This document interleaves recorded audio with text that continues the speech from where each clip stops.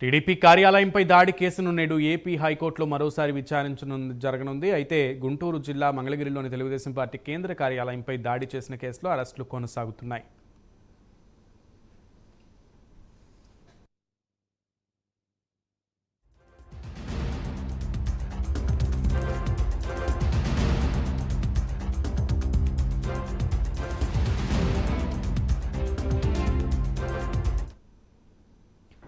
ఫిబ్రవరి 20న Gannavaram TDP కార్యాలయంపై దాడికి పాల్పడ్డారు. కార్యాలయంలోని ఫర్నిచర్ను ధ్వంసం చేయడంతో పాటు పలువురు టీడీపీ నేతలను గాయపరిచి వాహనాలను తగులబెట్టారు.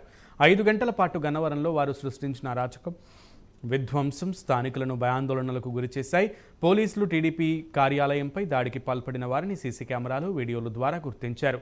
71 మంది దాడికి పాల్పడినట్లు నిర్ధారించారు.